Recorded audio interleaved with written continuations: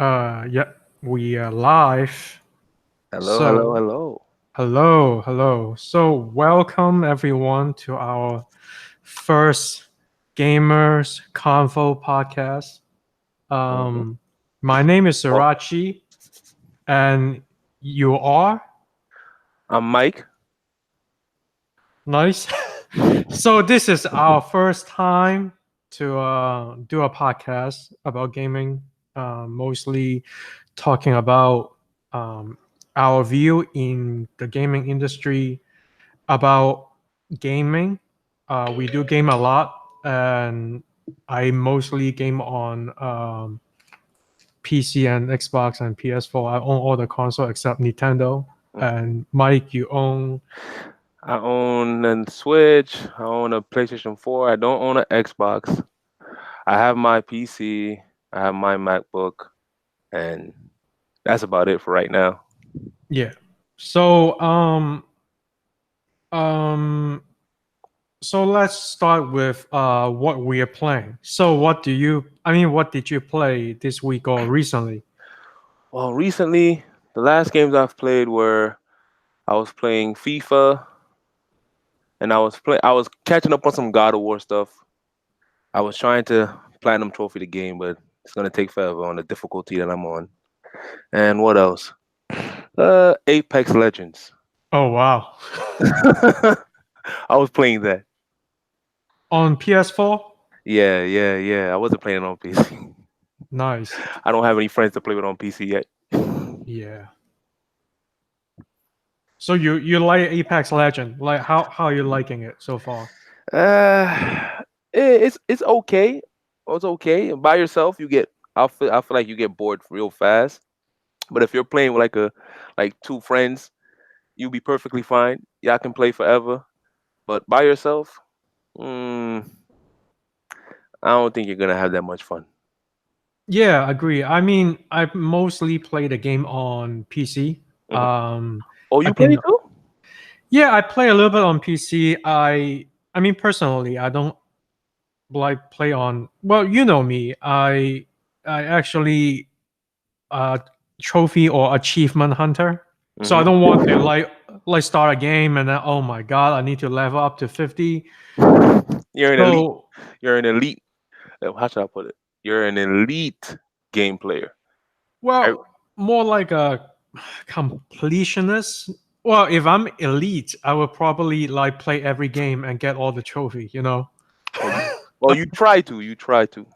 I mean, I try to play the game that I like on any platform and hmm then like get the most out of it. I mean, of course, was Makes sense. attractive to me. Like, I mean, ever since achievement happened on Xbox, right before trophies, I do try to get most of the achievement back in the day. Well, I was a college student back then, You have more um, time on your hands. but it is fun because let's say you got some achievement you weren't expecting, like at first you weren't expecting what kind of achievement you're getting, right? You just like play the game, suddenly something pops up and telling you you achieved something. Yeah, I know what you mean. That sense of accomplishment. It makes you feel good. It makes you want to continue playing the game and get all the other trophies. I know exactly what you mean. Yeah, but like in times, right, more game comes out, like ridiculous achievement, Yeah. like telling you need to play what, like for example, Gears of War. For example, if you know, like Series 1.0, 2.0, 3.0, it's just like telling you kill like 10 of like a million enemy or upgrade yourself to Really? like prestige. How many freaking time? I forgot, but it That's was crazy. that difficult because like I think Gears 3 I tried to do that myself, Okay. but it's just at the end is so many times sinking in one game It and I got don't have. annoying. Yeah. Okay. And I'm not saying Apex Legend is the same case. It's more tolerable, right? Like is It is. It is. I see It's it's like level 50 or like kill how many enemy I forgot, but I have no idea. yeah. Well, I don't but really think look into it that much. yeah, now I don't like I don't I chose my game like You picked the game that carefully. I know exactly to what you play. mean. You pick the game that you feel that you would enjoy the most, and you don't feel like it'll be, how should I put it? It won't be that repetitive, or it won't get boring to you after a couple of hours. Yeah, and also like being an adult, right? You have things to do in life. You don't Less have time many to do. time to sink Yep, yep. in a game. So Mm. um I didn't even know that they really. I didn't know they did that in Gears of War. yeah, they did that. Like Gears 4, I only got 1,000 achievement point. Like, and the game is like 4,000 achievement point. Wow, that's Yeah. dang. Man, that's kind of like a low number for you. Normally, you'll be way higher up. But I get what you're saying. That sinking stuff probably really probably it probably made you really start to dislike playing that game. Well, also like you have to have a group. Like let's see if you do horde mode. There's a lot of achievement of horde mode related, Hmm. and you have to have a group with you because like if you do a public match, basically they will jump off ship like around round 20, Also, people right? would just leave you for dead. Yeah, and also like you need to build up skills to a point like you able to advance to like 25. So I you think basically like you base. around round 20 in the horde mode is already pretty difficult. That's all I can say. Oh, oh, I don't feel. Well, just because you said that, I don't think I'm gonna play that game. So I'll Well, never. I not that I don't play that game, but it's just like don't play the game for achievement's sake. But I think it's a good game. I like the Gears franchise. I we will talk more like on the like E3 session about Gears 5. Hmm. But yeah, so okay, so recently I I took 3 days off for E3. So I remember. besides E3, I finished some games and experiment some games, and also currently I'm playing one game. So the whole story was I finished it, a Plague's Tale Innocent. Oh yeah, I It's remember a you were talking about that. yeah, it's a indie game, and Hmm. it's amazing. I think I never really play games like play a games like that. It's It's not. nothing that groundbreaking, Hmm. but it has some kind of like the Pardon me. indie newness to them, like innovation. Like They stand out. They're different. They're not like the usual. yeah, I wouldn't say like revolutionary, It's like refreshing. yeah, it's refreshing because the game is more like a third person puzzle Oh, solving platforming. I like games Um, like that. I like games like that. very light combat with the slingshot, and of course the most amazing thing about the game is the game will able to render I think like probably 5,000 red in the same time on screen. Really? Yeah, Oh, I didn't even know that. That's crazy. yeah. I So have to get that now. yeah. Well, and also it's an indie game. Is like I think $50 on release day. Now I think on sale later on maybe it's cheaper. I think it's $45 right now. Nice, nice. So if you I got save, it for 30 something because I'm a PC. I got it cheaper with coupon code somewhere else. Yeah. you lucky. You lucky guy. You lucky guy. Well, I will play on Xbox again. I think is a game like this is kind of refreshing in this generation. We need more stuff like this. Yes, yes, and because like this gen in general, I felt like is more like the same old, but add a little bit like newness into them. But You're right. They add like a little, like little add-ons here and there to make the game seem like it's new, but it's yeah, the same storyline, the same setup, almost the same engine that everyone is using. It looks similar. It's just a different character. So it's like I don't feel like playing certain games anymore because you're playing the same game with just different characters in a different setting. yeah, and it's nothing wrong about that, like really. But I think it's just not much of. I mean, compared to like the 360 PS3 era, There's I nothing to look think forward to. yeah, I think that in that era is so new, so many idea. Uh, Yep, yep. I mean, even if I spell it out right now without thinking, like Mass Effect series, Bioshock, Last of Us, Uncharted, uh, the Sackboy, like Little Big Planet. Yeah, those games were really like they were different when they first came out. It really caught your eye. You didn't see anything like it. It those games, I can't lie, they really made you want to go home and play games. Yeah, and oh, also Assassin's Creed 2. Like, Oh, that was the best one. yeah, it's stand up because like I remember the first time I seen the trailer, the first one, I was Hmm. like, wow, how they do that? That's kind of amazing. Like render so many people on screen, right? I That's mean, hard work. this despite the game came out, right? It was just okay. I mean, in my opinion, the first one was just okay, but the second one definitely improved on the idea add a lot of things for you to do, like side Hmm. quest wise. They also scale down a little bit of the collectibles.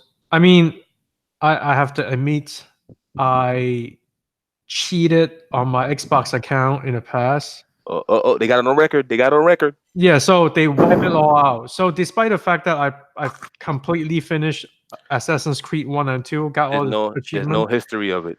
there's no history, and I don't plan to go back because it's been so long You to. don't feel like it's worth it. No, it's definitely worth it to play, but like No, I in. mean like to get everything back right. Nah. Yes, because like I remember the first one, you need to collect like 500 feathers and 500 Yeah, flag or whatever that is. that And was it was the yeah, feathers. Yeah, it was the feathers, I think. yeah. And then they're white, and the game is so white anyway, so it's kind of blend into the background. You're not able to It was hard. see. It was kind of hard. You really had to look for them feathers Yeah, so it's hard for me that game too. to really go back to right now and commit all that time. Yeah, and I don't understand like gaming industry recently, right? In the past, I would say 5 years, maybe 6 years Hmm. since this generation come out. It's like every developer want to make an open world games. Like I can count like 10 open world game in the past 8 years that way Actually, too big for their own good. yeah, it kind of made the game because you started seeing the same things, and they were really lazy with their rendering and everything. So, kind of get. Well, I can tell you two games, open world game I try after I finish a Plague's Tale, and it's uh, Watch Dogs 2 and Death Oh, Stranding. you did. Oh You no, finished. no, not Death Stranding. Sorry, Metal Gear Solid. I was about to say. I haven't played yet. I'm not in the industry. Sorry, it's a Metal Gear Solid 5. Oh yeah, yeah, yeah. Yeah, that game was it kind of made me sad. I can't Um, stop. I had to stop playing it. It made me sad. it's for me was okay. First of all, Watch Dogs 2, right?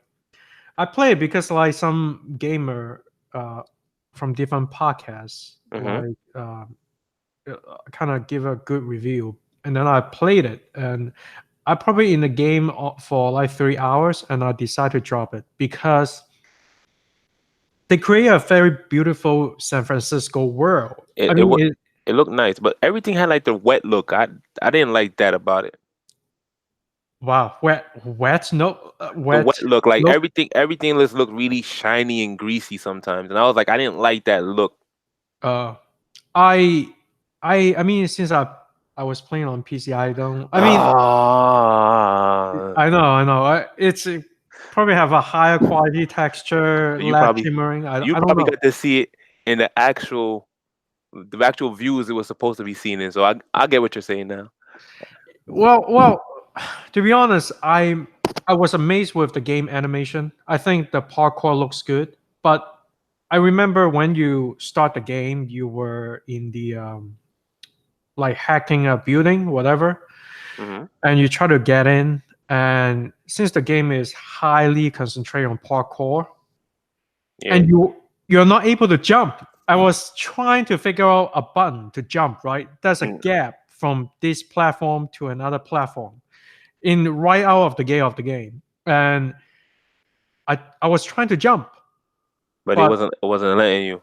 Yeah, yeah, it was kind of weird. Like the dynamics of the game, it really made you like more. So you had to like really like grab on the stuff. It's like it really made sure the parkour element of the game was one of the main focuses that you got when you played the game because you really couldn't jump from stuff.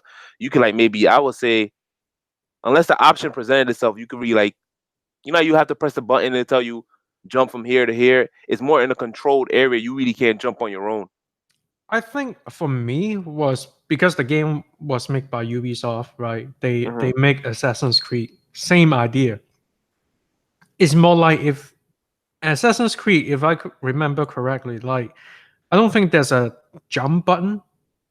No, Maybe there is, but it's I more don't like remember. when you press a button or whatever, is it a trigger or A or whatever, like while you're running, it automatically jump, right? So I was expecting something like that. Let's say there's a gap between buildings, the character will automatically jump while Yep. you're running, right? But Watch Dogs doesn't have that button. So I mean doesn't have that function at all. So when you see a gap, like from this platform to another platform, I mean, for normal human being, you're able to jump if you jump. It is that close of a distance, right? Hmm. And I wasn't able to. I keep falling down. I was like, "What the fuck did I Yeah. do wrong?" And then, and then I It, played the game more. But it's in Assassin's Creed. The only time that you could really jump was when you had to like really assassinate someone or like do like a leaping kill or you were jumping into like a bale of hay. That's the only time you really could jump. So still, you're able to jump. But in Watch Dogs 2, it just doesn't have that mechanic, which you don't get that option. yeah, and make it frustrating because you see something that I mean some place that you're able to jump. Like if you're a normal human, you see it, you're able to jump. And in a game, it's You just can't. you can't for some reason, right? And It throws you off. yeah, and then like long story short was the driving was like seems too loose to Yeah, it control. was really arcadey. Yeah, and the UI from let's say you always go to your phone. If you want to go to setting in a game, for example, you gotta go to your phone and go to And setting. that I was like, yeah, I don't know if they're just trying to be different, but I was like, this is just really irritating. If I want to pause the game, I have to go on the phone. I don't want to do that sometimes. But the problem is it's not like you go to your phone, your game pause, right? Nope, it's It's still more like going your on. yeah, and that's the main problem. And it's nothing wrong about building a game, making it more immersive by implementing a lot of different Yeah, new mechanic. that's But that. Yeah, continue, yeah, continue, but continue. to a point like it's not convenient for player to get to where they want to go. Like adding two extra step for you to get to where you want to go.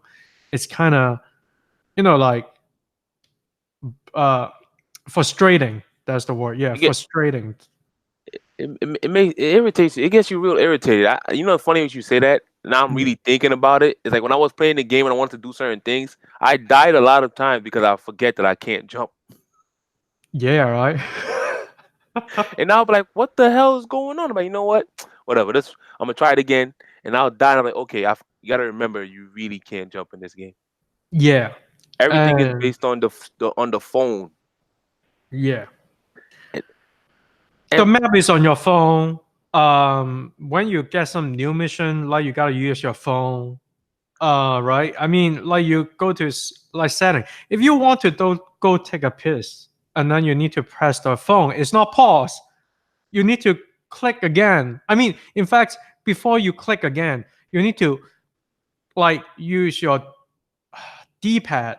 I think or like analog stick. I don't remember, but I use D-pad to choose setting. So it's like few extra click. I know exactly what you're talking. I know exactly what you're talking. You press down on okay. That Yeah, ma- that would make perfect sense, but I don't think they really were thinking that way when they were making this game.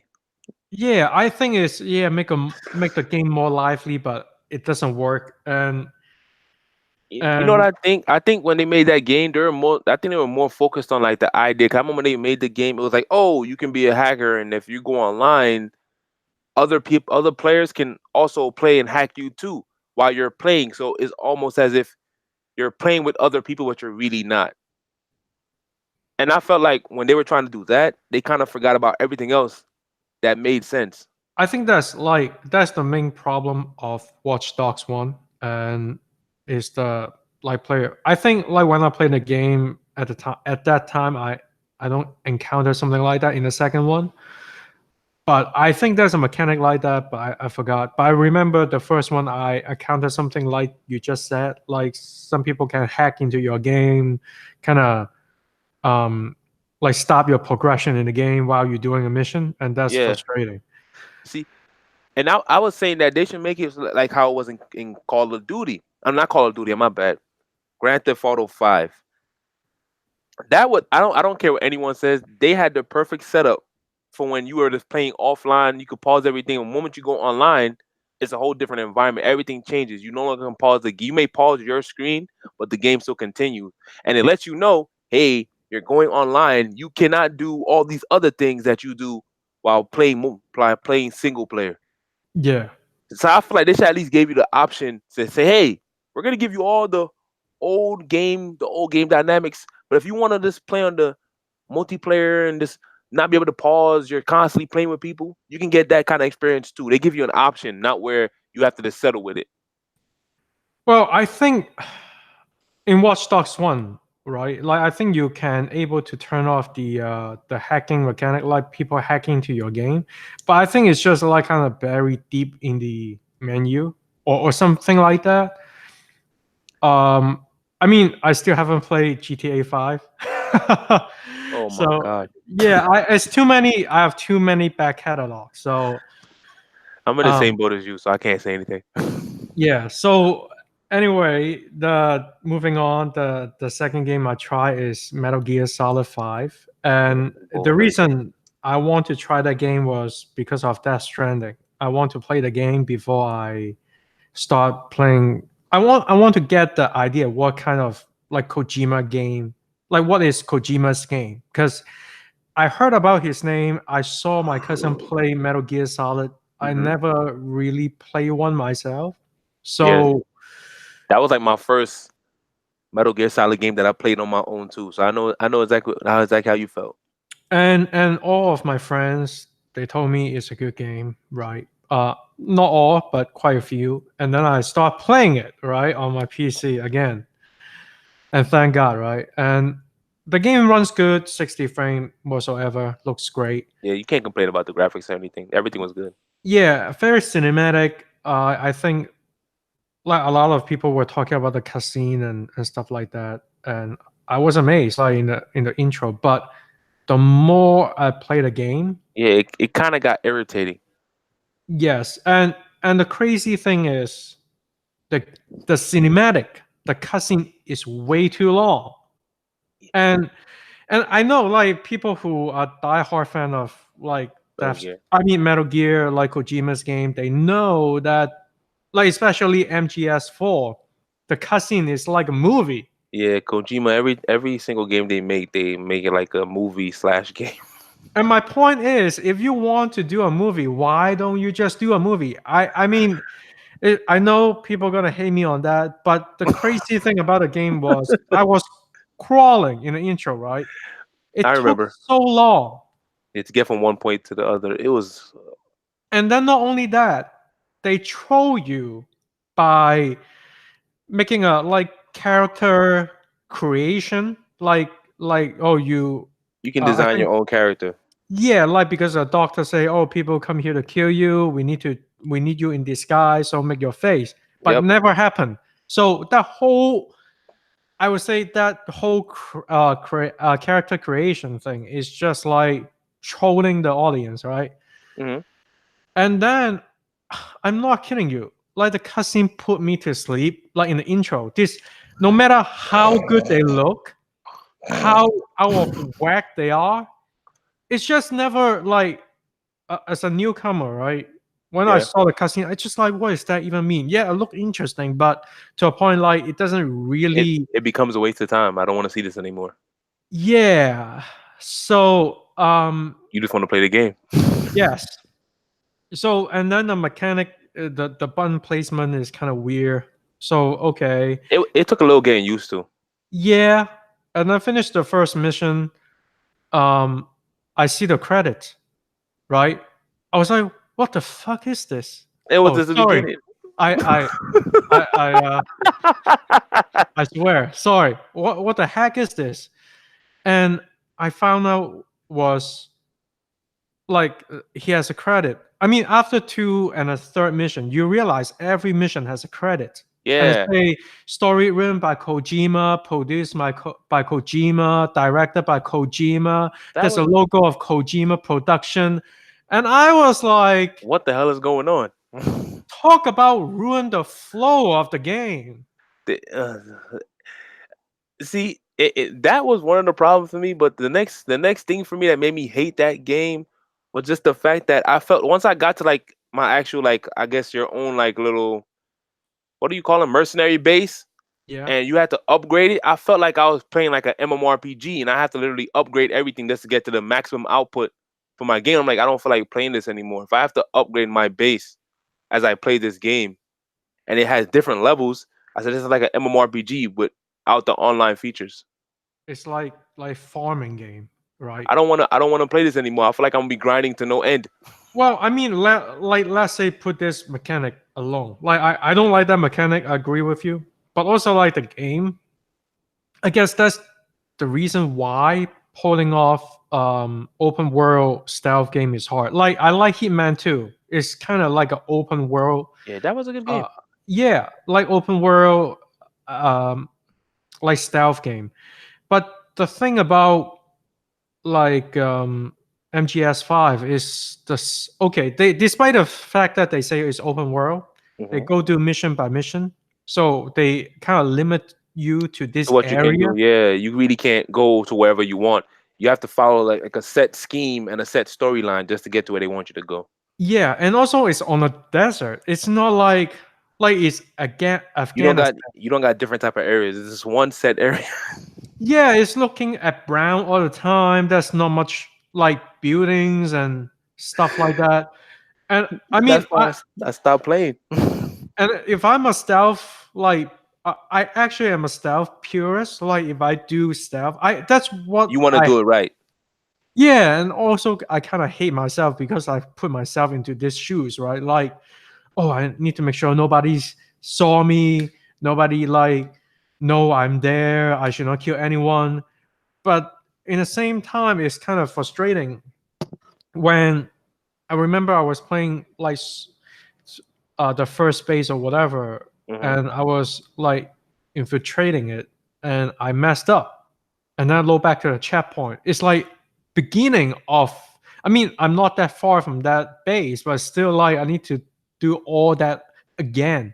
See, that's the one thing I didn't like about it. But I played Hitman One. I think that they gave you an option where you can literally like set your own save points, and I feel like every time I felt like I did something that was really hard to do because I know I'm like you. I'm a purist. When I do stealth, I want to do it to where I don't get caught by anyone. I leave the building perfectly fine and nothing goes wrong. Mm-hmm. That's my first route. If I Yep. can't do that, then I'll just shoot everybody and just leave. Yeah, but the point is like I To don't think you're that strong enough to take that much damage. I think also like that's the stealth game mechanic that it's wrong to put an MGS because like the I map feel is I feel the so same way. because the map is so hollow. So when people attack you, you don't really last that long. Yeah, you die like after like a couple. I'll say like 15 shots, you're dead. Yeah, and the thing about like if you want to create an open world sandbox, I mean you should create not only stealth mechanic, you can do so many ways. It's not just stealth. I mean, of course you can use weapon, you can use a lot of things, you can do most of the things that you want, but like they really encourage you to not kill anyone. That's why they give you a balloon to send those people back to the base to build up your base. And I was just like, I don't. I'm not so sure. And the tone of this game is just so tongue in cheek. I don't know, like, is that the right word? Like when I hear the dialogue for the first time, I was intrigued at first. Like, what is the? It pulls you in. No, I was like because I knew about the game. Oh yeah, I because your played. friends told you. Yeah. Also, I played Ground Zero.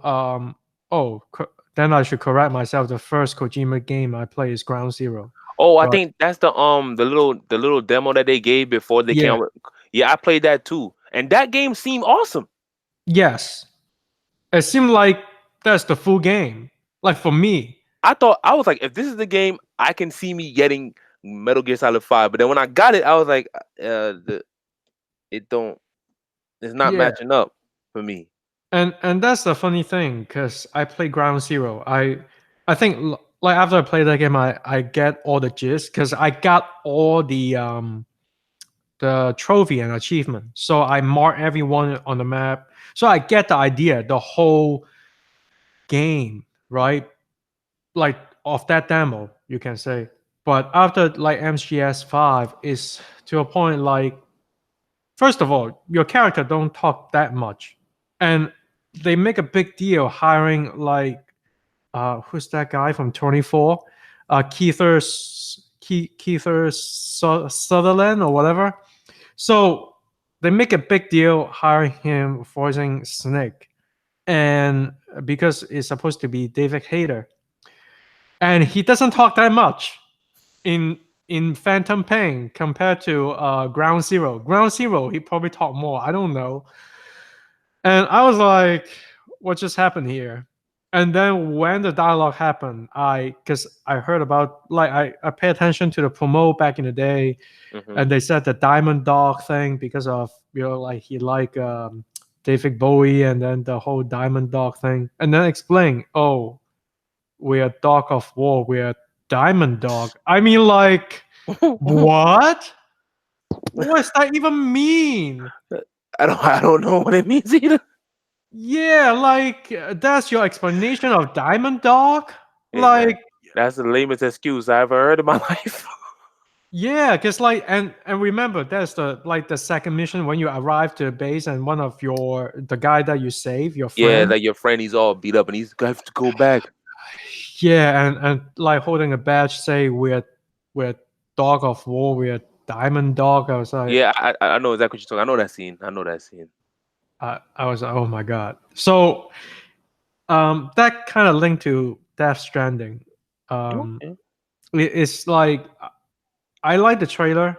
I don't find anything impressive like other people. A lot of people like the trailer, found it very new. I don't disagree with them. It's definitely kind of new and It's different. innovative. It's real It's different. different. I won't say innovative, but it's different. Yeah. When I see the gameplay, the UI and everything looks like an MGS game kind of style, right? Like Metal Gear Solid 5 style. It has that look to it. Yeah, and then to a point where you die and you go to the World War One scenario. That kind of remind me of like Darkness a little bit. Maybe he did not get that idea from Darkness, maybe from Prey. But definitely that trenches killing zombie, that's definitely Call of Duty. I think like because I heard him like playing Call of Duty World at War, the zombie mode back in the day. Hmm. So I think that idea is got from that. But I just hope that this game doesn't have like produced by Kojima, like killing the flow of the game and like also I suddenly remember the running, the dodging the enemy is so weird. The animation Hmm. it's just like to a point. I don't think the project is so polished to a point like what people think. Like graphically, I think it is because They could do better. they could do better. But I think like the only thing graphic wise, I think the mocap is a little bit off. Like despite the mocap is pretty good, but I think in Matt Mickelson, when he facing the character, the eyes when he look in the camera, it's just a little off in terms of because I've seen the actor a lot. I saw his movie a lot, so I don't think he looked like that. Like a certain, I'm gonna go look for that exact scene. yeah. But I think like the mocap just a little bit off. It's not too off. And then like, and then you got some weird name like Die Hard Man. I don't know. Um, I Die just Hard Man. yeah, there's a character in the game called Die Hard Man. Oh my! What kind of name is that, I don't know. bro? That I don't even think they even sat down and thought about that. That name just sounds. Oh, that. And then the main female name is like Fragile. I was like just like quiet, I guess. So Wow. I don't know what the naming scheme is like certain character. What is why choose a name like that? Maybe that's what their character Hope, hopefully they're feels trolling like. us. Hopefully they're trolling us. I don't know. Maybe you see Kojima in the game as well as a character, just like MTS Ground Zero, whatever. That would suck. Um, but the fan disagree. I guess like the diehard Kojima fan. So They don't feel the same way. I think like in general, this gaming industry have like double standard in come to Japanese games. So we will talk Yeah, more there's a like bias. yeah, we will talk more on that on the E3 session. I just want to finish like MGS5. No problem. Go ahead, man. Go ahead. Go ahead. Go ahead. Go ahead, Sawach. Yeah. So, so anyway, I decided to uh, drop the game because it's not the game for me. Um, and then the game I'm currently playing, which impressed me the most, is Witcher 3. Yeah, I remember you mentioned it. We didn't get a chance to talk about it before. Yeah, and I know it's 2015 games, and I play Witcher 2. The reason I haven't jumped into Witcher 3 right away, and for the audience sake, I got Witcher 3 for free on PC because I got the GeForce Titan X back in the day. Oh yeah, I remember you told me. And it came with the game, but I never like play on day one. I think was due to the fact that I was so afraid because all the promotions saying the game is so big and like hundreds an hour. You thought it And was gonna take forever. yeah, and I decided to jump on it because I have day off like Tuesday and Wednesday after E3, all the press conference, and I turned out liking it. I this week alone I sink in like 13 hours so far. Really? I never played it. I never played any of the Witchers. Not Um, one. Witcher One is on PC. You don't get that on console. Witcher Two, I think, is a good point to start the game. It's much smaller in scope, but it's interesting. I don't want to spoil anything for you. Witcher Three, in terms of open world wise, that's what I like. Like they have different hub world, but the Oh, they hub actually. world, but the They, hub world itself, it's pretty big. It's just like you go to state hmm in a country, and but that state is just so big. It's huge. Yeah, Okay, that makes sense.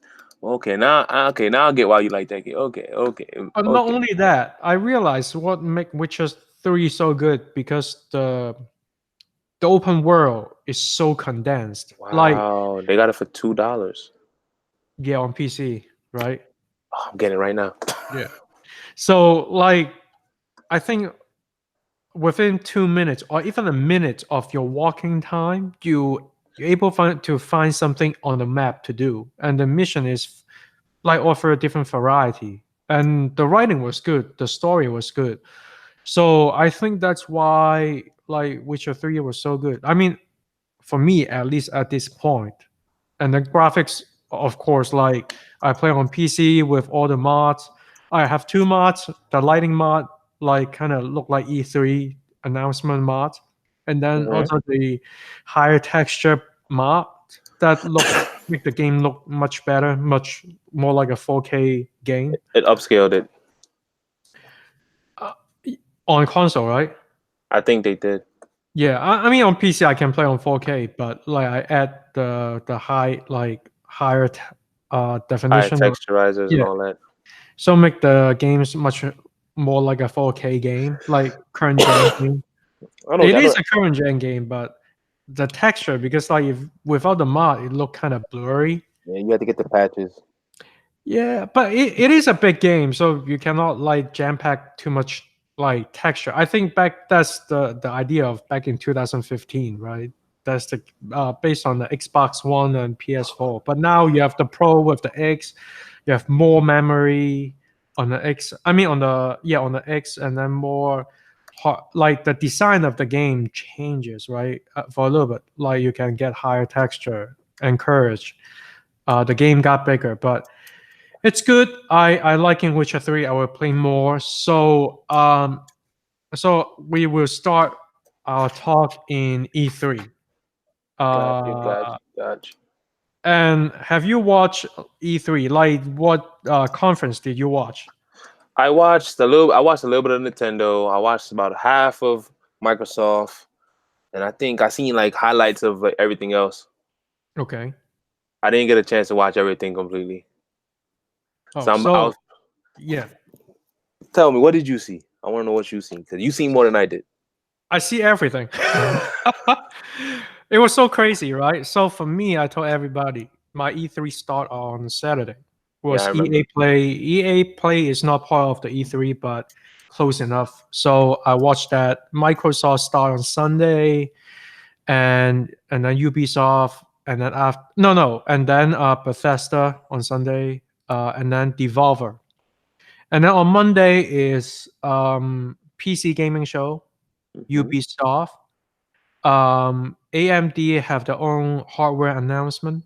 Also, in the same time, we have Inside Xbox, and then at night is Square Enix. On Okay. Tuesday is Nintendo. So I all seen all this show, and the only problem about watching AMD E3 show and Inside Xbox because they happen in the same time. Hmm. So I stream Inside Xbox on my big screen because on 4K, and on my tablet I was streaming AMD show. So I watching two show at once. You couldn't get to, you seen enough, but you couldn't see everything. Well, I see both show at the same time, so that's Oh my god! I can tell you like that. You're a machine, man. You're a machine. Yeah, and also like watching E3 Coliseum and Giant Bomb interview with certain like Phil Spencer. So my point is, all I can say was EA wasn't surprised me at first because all they can show is uh, Star Wars Jedi Fallen Order, Hmm. which their big game of the year. Which I I was I was excited to see what kind of game it is. And I like what I see, but nothing special. I think it's just more like a Jedi Outcast 2 kind of game, but it's more polished, much more linear. You think it's better than the last one? What? You think it's better than the last one they released? The last one they released? The last Star Wars game they released. No, like the last. Okay, so this game is made by Respawn, who make Apex Legend. Oh, okay, okay, okay. So Yeah. okay. So technically, it's their first game, but for EA, the last game is like Star Wars Battlefront 2. I'm not a big fan of Battlefront 2. I mean, nobody. I'm just talking in terms of the franchise. I'm not a big fan of Battlefront. Okay. Battlefront 2, I played it. It's not good. Long story short, I don't like it. I hate it.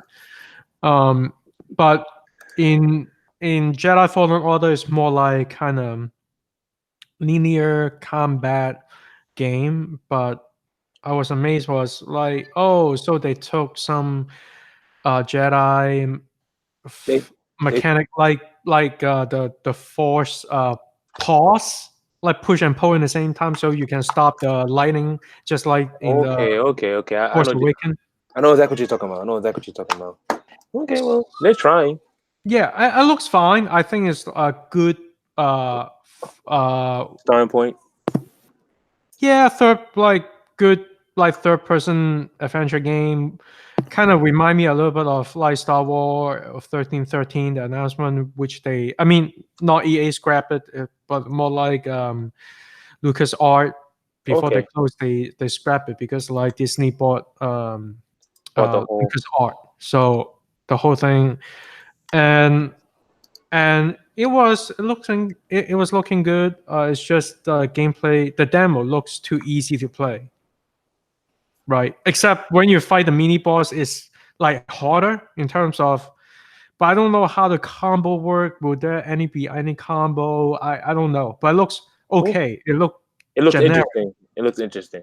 The only thing about it bugged me the most is like the rendering of Forrest Whitaker. The face is look kind of blurry. I don't get why, but it's all right. I don't think it's a big deal. But at least, No as, stress. yeah, as we know, it's set in the Rogue One universe, like that time. And then they introduced Apex Legend, get season pass, whatever. It's all I'm saying. Not much to show.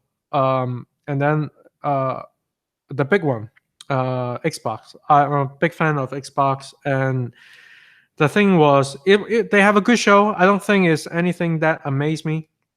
It was in fact a little bit disappointing because they did not show Gears of War 5, Gears 5 gameplay, because that is their big exclusive first party game this year. It's like if you talk about Xbox versus Sony exclusive, this is their game, and Sony have Death Stranding. Mm-hmm. Okay, but they did not show anything like story gameplay, and that was had me question your game coming out in 3 months and never You show know, any gameplay. now you're doubting it. Not doubting it, but it's more like I don't know how the Rod Ferguson, the head of studio of Collision, make that choice, because I've heard from other podcasts um, to know the fact that he decided not to show the campaign. They don't show any gameplay, and they have the multiplayer escape, like that's the mode. It's called escape gameplay to IGN, or Oh, like GameSpot and E3 Coliseum or something like that. In fact, in E3 Coliseum, they show one cutscene story, but I just don't get it. Because the game is coming out so soon. I don't know. They said their plan is introduce like the other multiplayer mode in Gamescom, and then September is like when the games come out, talk about the story mode. I just don't get it. Like why they promote their game like that. Whatever, doesn't matter. They announced the next gen console, Project Scarlet, which is the same thing, just uh-huh. like PS5. Like, Okay. yeah, the spec that they announced is almost exactly like PS5, except the hardware level of ray tracing accelerator. Okay, okay, okay. I didn't know that. Yeah, and of course, the most people talk about. They show a lot of indie game. And their first party games are 14, but some like most of them are DLC or remake or definitive edition. Despite the fact that like this 14 game, and also there's some leak on Ninja Theory, Bleeding Edge. I don't down on it. I wouldn't say Bleeding Edge like other people said. It's pretty generic, but it's definitely it is interesting game. I think in my opinion it's 4v4. I'm not expecting a masterpiece. You're Uh, expecting something decent. I mean, because that's the problem with Ninja Theory. Because like most people expecting like story driven first person game. You might not get that. I mean, like not first single player game, like single player story driven, just like Uncharted kind of game, or like Hellblade, which they use, they make. If we But get if we get that, that'd be great. yeah, but the thing is, like Ninja Theory have so many projects, and this project in the development hell for so long. So Microsoft just try to make their dream come true. Just okay, this is what you got so far. Make this game. If you believe in this game, that's why they make that game. So Makes sense. that's not much new game except I like the Outer Worlds, just like Outer Worlds is like Fallout, except a smaller scope on space, Mm-hmm. and which look interesting. They first announced in Video Game Award last year, and it look interesting. I cannot wait to play. I like Fallout series, and I like the look of Halo, despite the fact that a lot of people are saying, "Oh, Halo Infinite look kind of not so good." I like the trailer because the Halo trailer kind of show the emotional side of the story, despite it's Mhm. not Master Chief, it's like the people around him, but kind of like heavy emphasize like this is an emotional story in a the like humanity standpoint, I guess. Like It's gonna pull a different kind of heartstring. yeah, and but I think it looks good. I think yeah, the art style maybe like scare people off because like 4 and 5, the armor looks so complicated and looks so cool looking, more like technological advance, and this one is more like scaling back to the first Halo look, which I get it, but the graphical fidelity was there. I saw the 4K stream on Mixer. It was really good. Well, eh. If everything looks good and they actually do the work they supposed to and it comes out, I'll be a happy camper. If not, I'll be making the sad transition to PC as a full time gaming. Yeah. I mean talk about PC. They also announced that PC Game Pass. Like if you in fact it sold me on getting an Xbox Ultimate subscription because it contains Xbox Live Go because I own like Xbox, right? And I own PC. So I with Xbox Go, I mean Xbox Live Ultimate or something like that. Uh, so it include Xbox Game Pass, Xbox Live Gold, and that was the original plan. But now you can have PC Game Pass for free too. Like if you are a current subscriber of Ultimate, you get the whole package. But if you're just a PC gamer, you want to join the Game Pass now is 4.99 per month. Remember, guys, 4.99. Yeah, for now. But I think like after the beta phase will be like 9.99 per month, which is same as Xbox um Game Pass, Hmm. which is fine. But if you own both, which like me, $15 per month you get everything. But they did a one good thing. If you're a current subscriber of Xbox Live Gold, which I Hmm. am. I also like kind of In the activate on in my the card. program, yeah. Yeah, activate on my card like for 30, I mean 24, 26 months that I have with $1, just $1. And you can turn your Xbox Live account to Xbox Ultimate. Wow. Ooh, you see, Xbox out here, they working hard. Yes, and it sold me on that idea because like I game on both. Now I can play some like Xbox game on my PC. Not like Xbox game, but more like PC game with the Xbox achievement supported on my. And you can try out some games that you don't think you will ever buy. I think it's a good deal, and and Game Pass is such a important thing for game like for Mhm. xCloud for cloud gaming, and which we'll talk about like Stadia, like Google Stadia as well. Like Google Stadia, they announced it like on Thursday last week about their pricing is 130 uh $130. You can get that's the found the founder edition. You can get the controller. You'll be the first to make your account, and also Oh, with okay. the um I feel uh, I feel like you're kind of like pushing me to join the Microsoft side full time, man. Everything that sounds so good. I don't know, man. no. I mean, I was talking about Google Stadia. That's the $130 package, the founder edition, right? You get the Google, Yeah. but you get the Google controller, you get the Chromecast, and you get the free whole package of Destiny 2, including Shadow Keep, I don't uh, know. the expansion. But the point about that was, if you want to do 4K streaming gaming, you need to pay $10, 9.99 per month to do 4K streaming. The Hold on, 100 with what? Google? Yeah. So hold on. So hold on. How much does this whole bundle cost? Okay. So the whole bundle, including the controller, Chromecast Mm-hmm. Ultra, which able to stream 4K, and then with uh, Destiny 2 game with like all the expansion packed. And then like for Like a three season months. pass. No, like a expansion pack for the game, like with Forsaken, and then the Oh, new, so it has everything, all the other previous. yeah, the complete edition. Let's Okay, say, okay. yeah, and then a 3 month. I mean, 3 months of Google Stadia Pro, and that's the plan called Google Stadia Pro. Is a plan for people to play game like streaming game at 4K 60 frame. Okay, so basically, there's no more need for like an actual hard disk or low chip. Everything is gonna be straight over the internet at this point.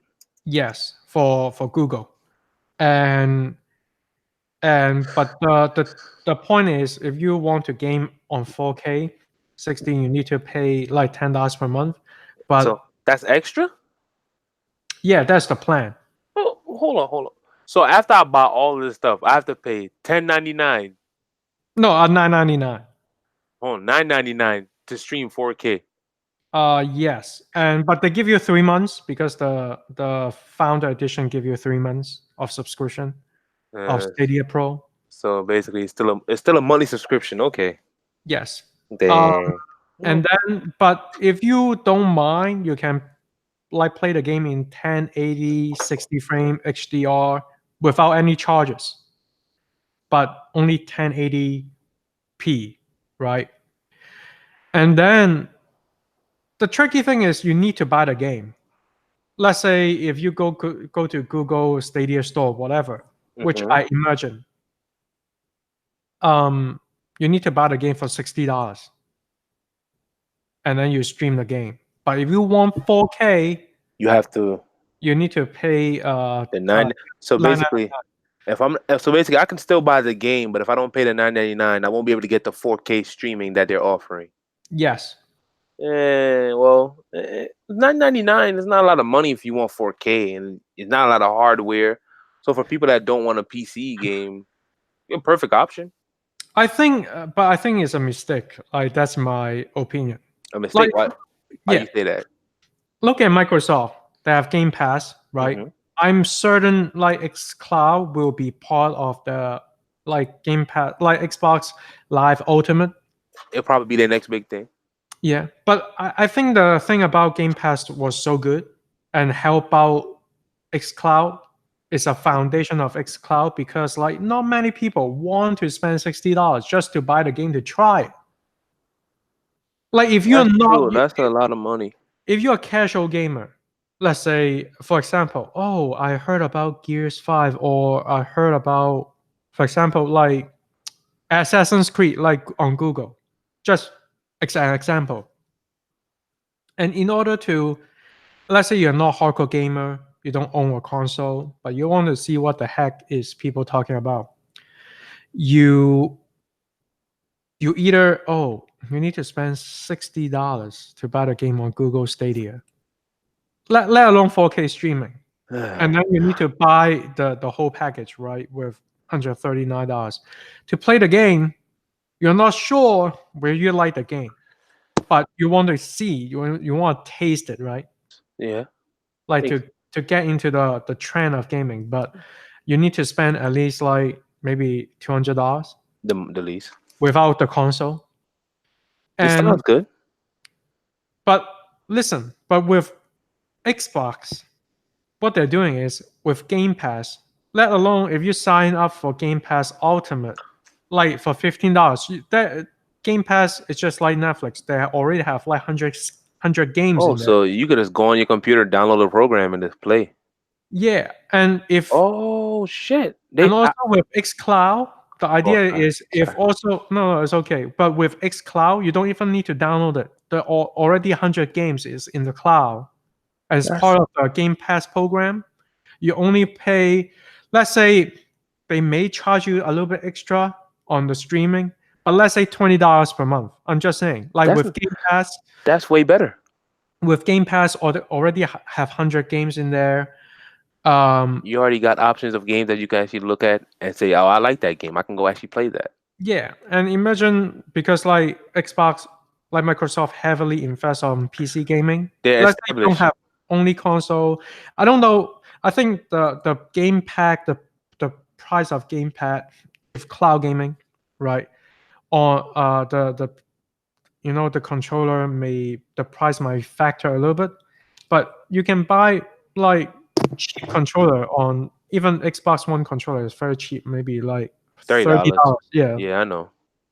you For, can hook for it up with your phone using the USB cable. From what I heard, like it's less than like $60, you can it's get versatile.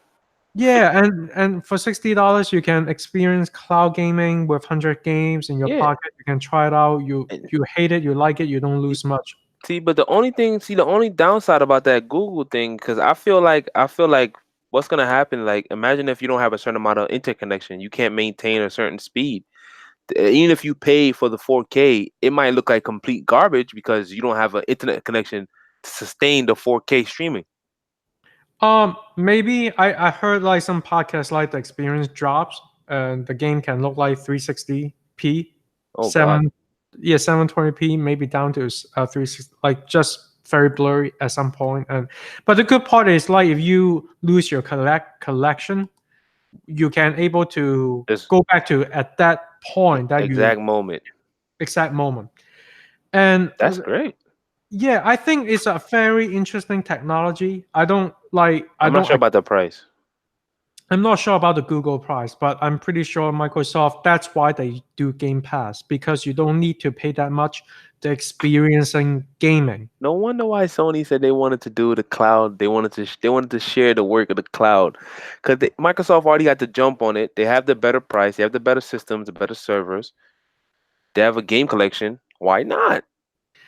And I mean, Sony already tried to do cloud gaming with PS Now, but it Yeah, just that with Gaikai, but it wasn't that great and I, also pretty expensive. I don't think they executed it right. I think that the idea and the premise that they had was great, but just how they went about it, I didn't feel like it was well executed because everything came out. It seemed too expensive. It seemed like a bother. You had to have this and that, and I was like, okay, I literally need five stuff just to do this. And then like the technology isn't there, I think, for Sony. Like Microsoft have so many data center in the world. Yeah, It doesn't work like that when you don't have data center. Google obviously have a lot, but I think it's like yeah. based Sony's not on on that the level.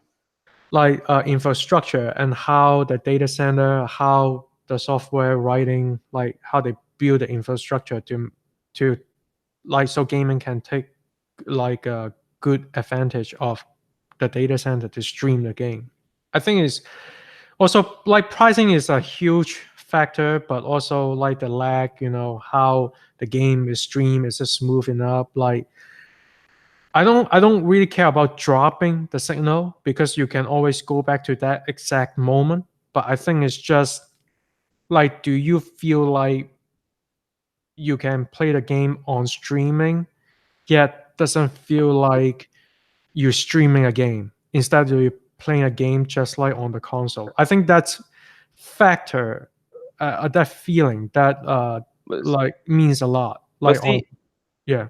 I like the sound of the streaming stuff, but then the problem still comes down to when you have a PlayStation or you have a console, you can play your games regardless of internet or without internet. Now, do they have a system for where, say, now you have a particular game that you play, and the internet in the area shuts down or whatever it may be, and you have no internet on this, their servers are down. I won't be able to play any game because everything is streamed. Yeah, and that's the downside of Google Stadia. At least on like PlayStation and Sony, you at least you have a dedicated console to play on. Yep. Um, I think that's the risky move. But I mean, most people are online every day with your phone, with everything. But I think it just depends on what region you are. Yeah, that too. That plays a And big part. yeah, and I mean personally, I don't really hate cloud gaming because like You just like it. no, cloud gaming is a very convenient device because I told people, right?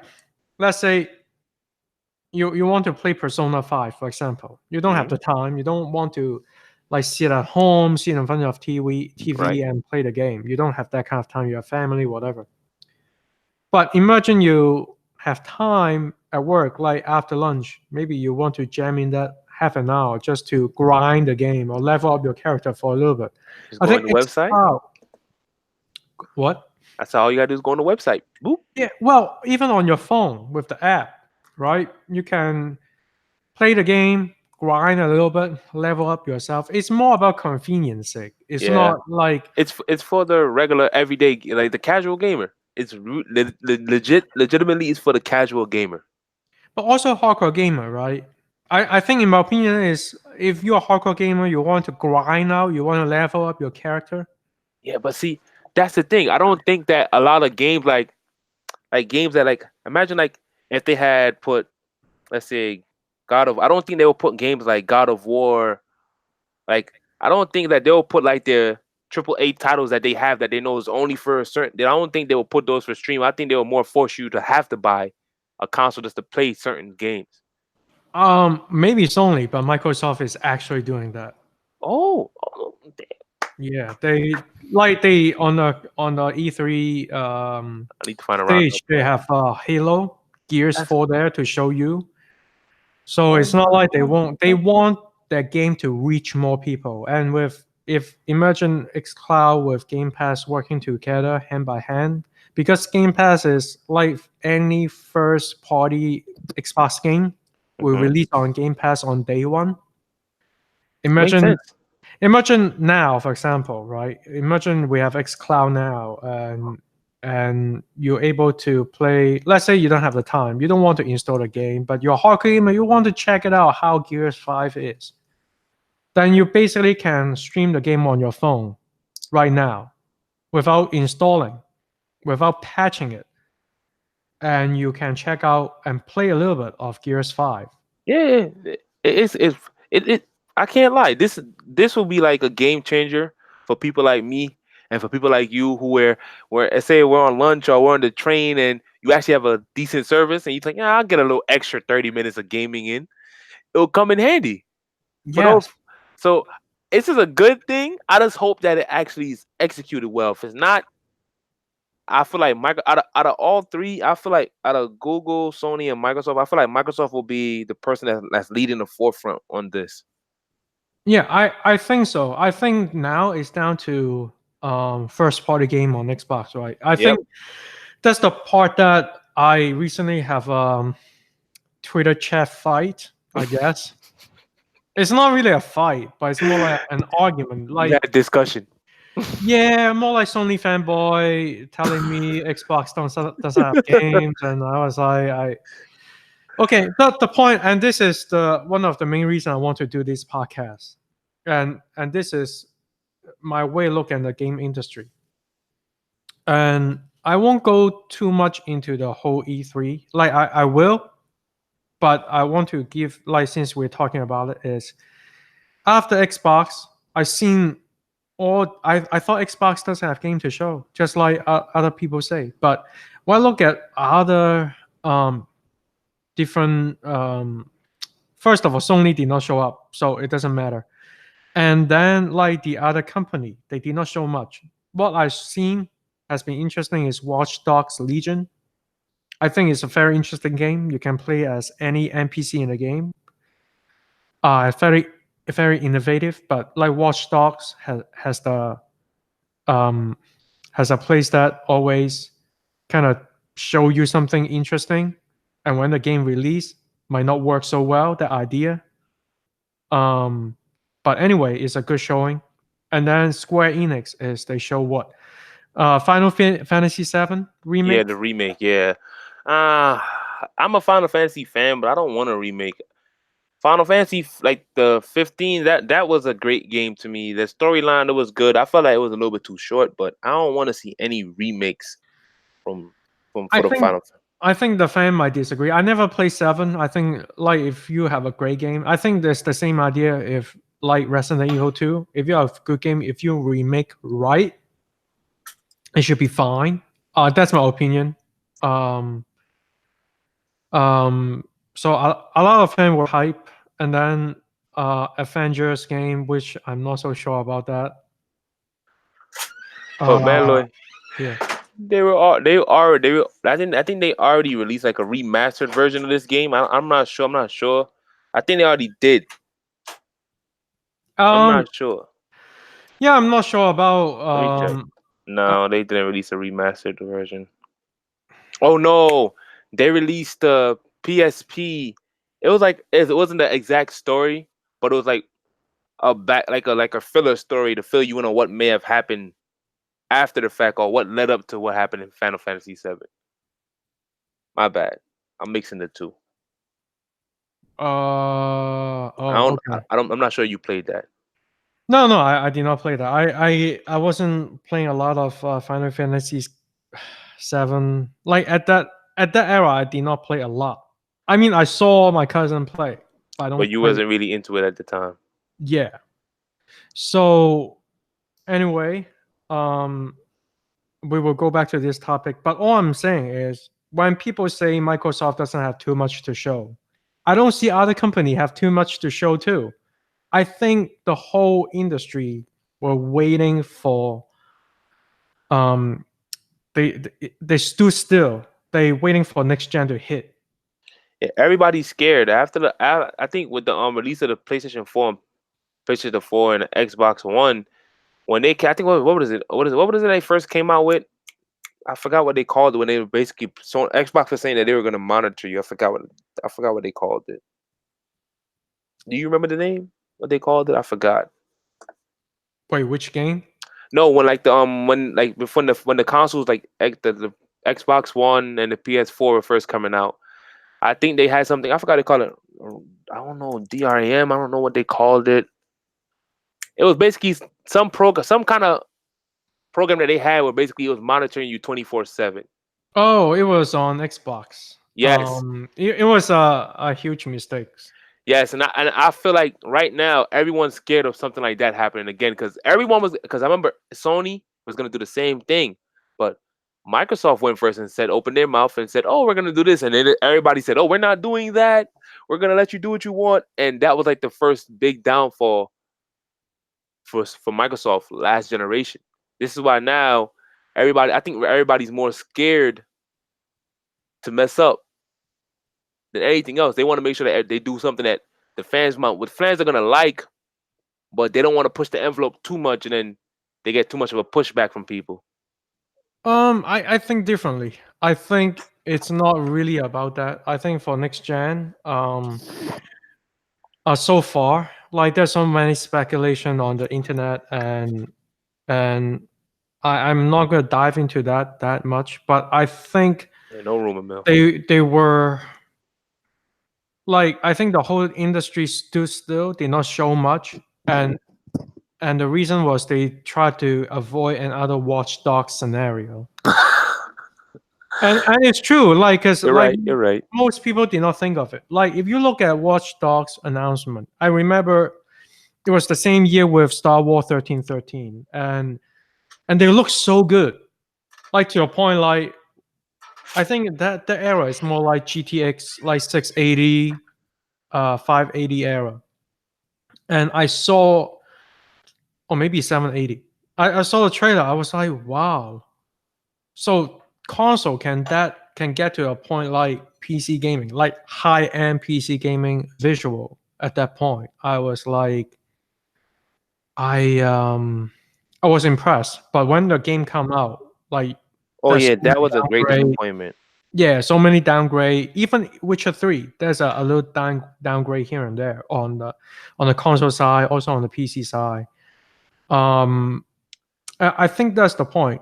At this point, I very strongly believe no matter, like, it doesn't matter Sony or Xbox, they You both don't have the actual dev kit. They they don't have the dev kit that contain Ryzen's I don't 3000 I and don't think it's a dev kit. I think it's they don't want to have to spend the money because I feel like they'll probably lose more money making the systems with the technology because they won't be able to sell it for the price that they want to sell it to because no one's gonna buy a console for 800, 900, or $1,000. Well, I mean, we'll see. Maybe the company will take a bullet. But I think from what they announced, what Sony and Microsoft announced, like they're using Ryzen Tech and Navi, at least that I think Navi from what the AMD show, right? Of course, when the console come out, will not be the exact graphics card, will not be expense like the design will not be the same, but probably around 10 teraflops or whatever you Right? call it. Hopefully, But uh, like SSD alone is one thing, but in terms of the GPU and CPU is more in sync, yeah. and How are they gonna fit all that in and there? and it's fine. But I think the problem is Navi and Ryzen still haven't come out in the market. I think yes, of course, they have some sample from AMD, like give it to Microsoft and Sony to play around with it. But the dev kit itself, it is a dev kit, but it's more like projecting what It's not the nothing's the like final spec will be. yeah, nothing's like everything right now is not permanent. It's like still what you would say beta testing at this point. Yeah, but based on the technology we have currently, that projecting what we will have for next gen. Hmm. Of course, they have that kit lying around, but like the dev kit is more not like an actual component from next gen because it's not there yet. And I think that's why nobody wants to show any next gen gameplay. It, Like they're scared. Don't want they're to they're take the risk. scared. They don't want to like destroy the IP. I think Watch Dogs 2 is a very good example that destroyed the IP. Yeah, they Like lost a no, lot of money.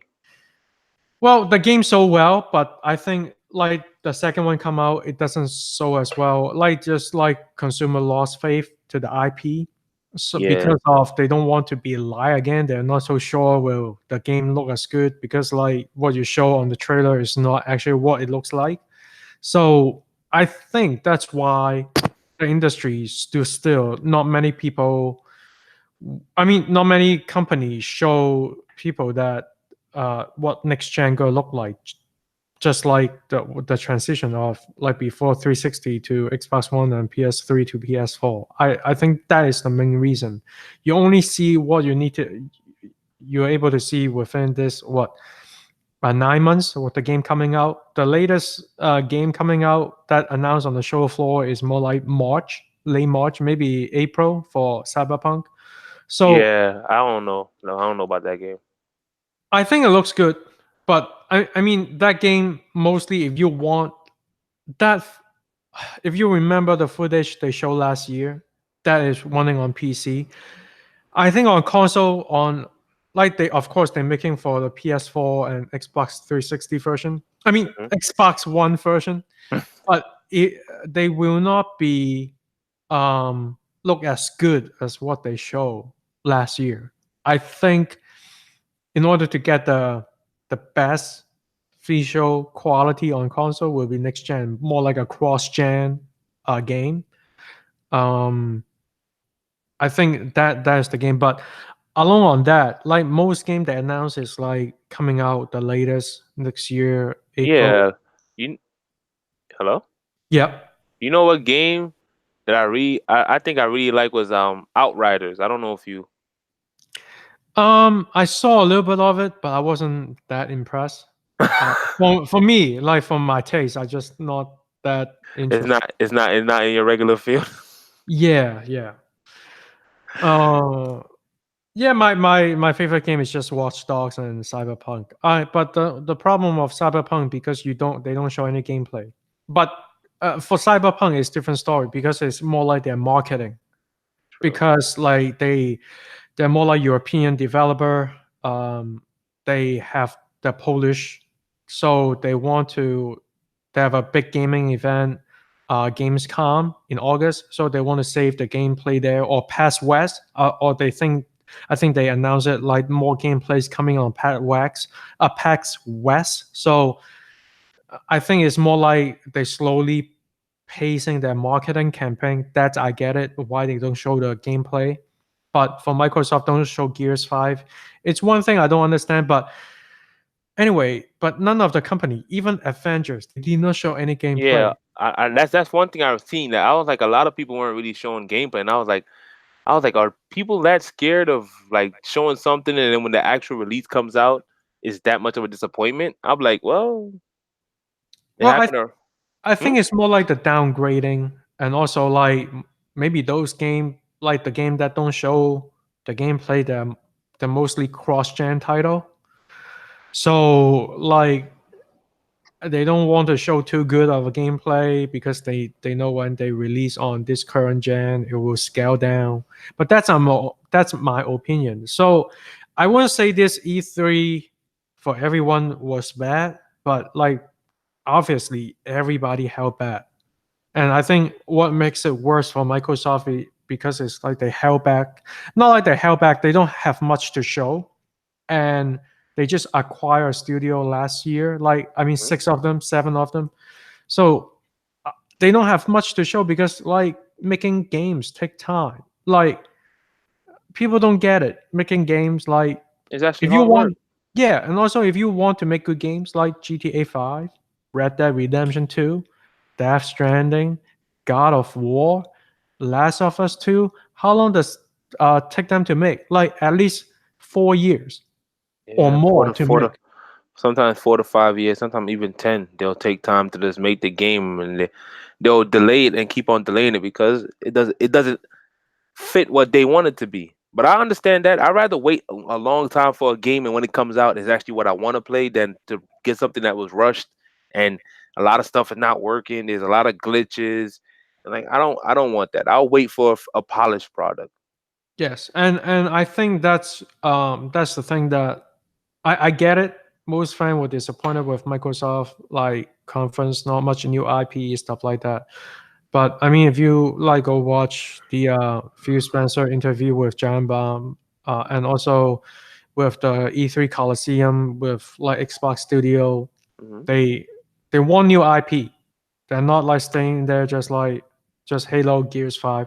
And obviously you gotta understand, like if they don't want to make new IP, they have no reason to to acquire that much studio and hiring a lot of new high profile developer to join them.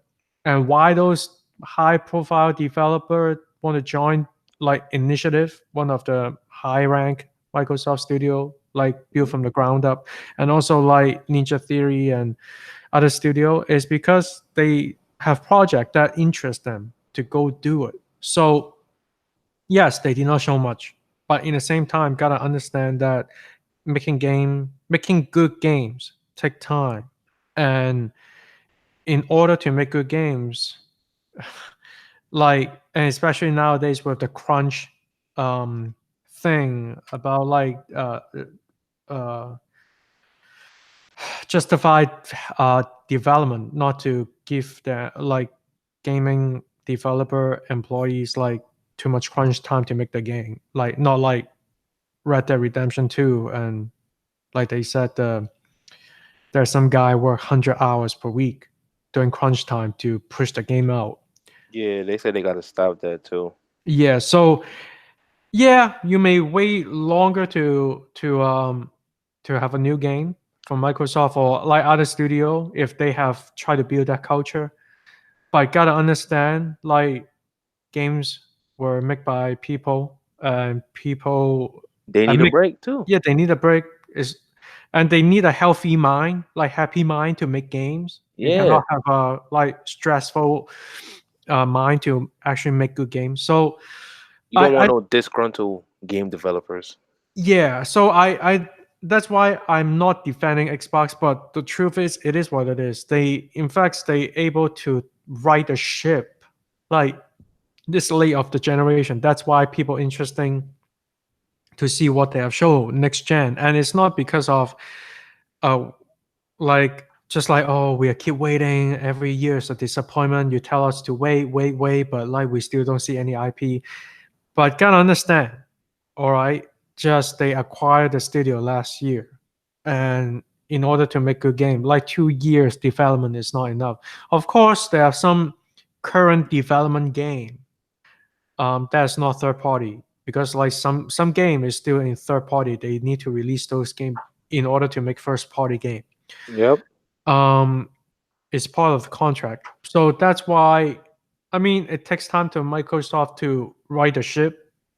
I am not doubt that they will have more game next gen. This gen maybe I would say it's okay, it's passable, it's fine, but it does take it does take a lot. Like not many people understand that. For Sony and Nintendo, I can say it's double standard. Like everybody think Nintendo and Microsoft, I mean, Sony did not do anything wrong. I mean, look at PS3. Like, did they do so well? High price console, not much first gen, like first party game compared to now. I And don't think so. yeah, and then when they write the ship is at the end of the generation with Uncharted 2, Uncharted 3, and Last of Us, like maybe God of War, and that's the part of writing the ship. And and it's not much like in PS3 era. Like if you think carefully, and There then on, wasn't a lot of games at all. yeah, and on top of that, the leaking the all the private information with that PSN hack. I mean, I mean, Sony fanboy just forgot, like because they love their platform, but that's what I don't like. I don't like double standard in the game industry. If you want the like gaming industry to be more healthy, it just look it in a more fair way. I'm not saying Xbox is doing good. Xbox try to ride the ship to make it better, but at least like give it benefit of a doubt. Like competition in gaming industry, like in any industry, is good for the consumer because It is. they make better games. Competition brings progress. Yeah, and people want to win, and more competition, better game will happen. This generation is, I mean, even look at PS4 side, I don't see any innovative game. Like if you look at like Horizon Zero Dawn, um, like God of War, despite that, I mean, God of War is game of the year. Horizon Zero Dawn is like the open world from a Guerrilla game. Um, and what game do they have? Uncharted 4. But it's a lot of like same old formula. Like I don't understand why when people say God of War is very innovative or like 10 out of 10. For I me, don't know. well, I don't know either. I think like Red Dead is a better game, I still but haven't played that. Red Dead 2 is also have suffered a like pacing issue because the world is way too big, in my opinion. Like there's so many mechanic they put in there, you might never use it. Yeah, I remember you told me. Yeah, and God of War tend to be more optimized package by its own, I think.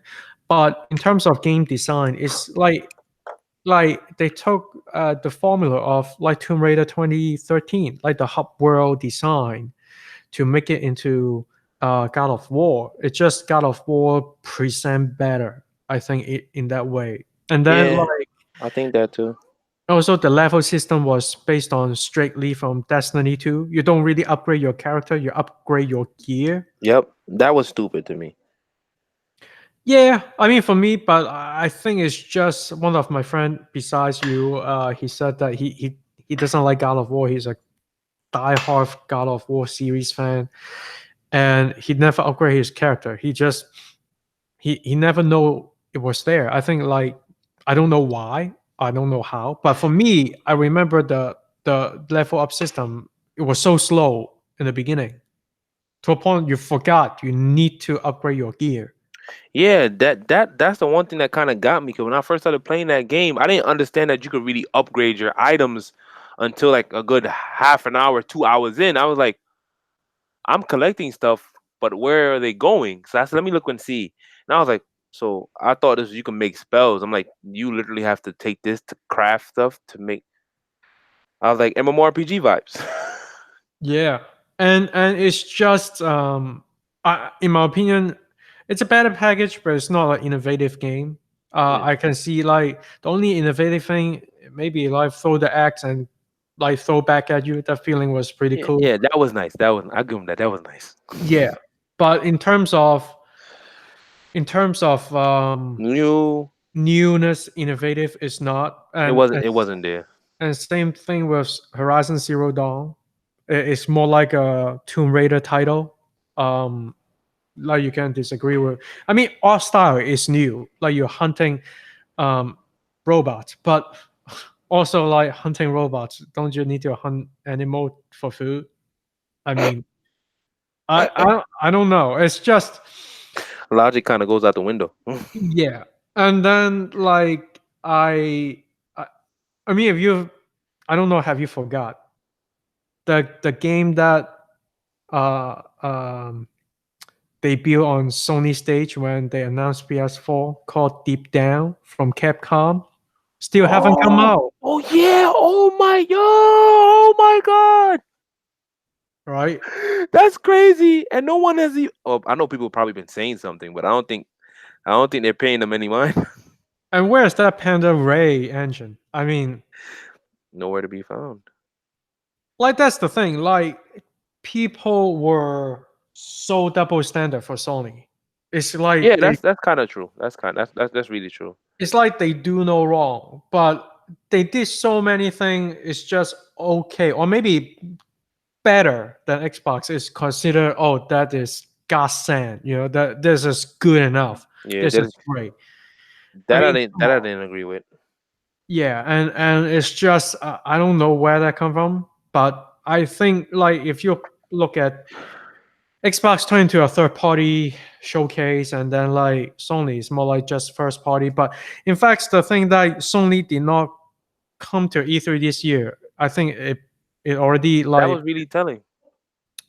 but they don't have much things to show. You want to show Death Stranding for the fourth time, and they announced the game since in 2015, and then like people give crap about Microsoft. Oh, so you don't, why don't you announce your game early? I don't mind see But your see, game. that's my one issue with Sony because a lot of things that they'll say they release, it takes them a while to release it, and then when we get it, it's like it's so scaled back. It's like, so what did we actually get? And then they'll re-release the actual version that you were supposed to get a year later, remastered.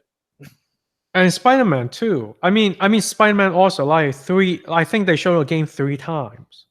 And so don't tell me that like game doesn't take time to make.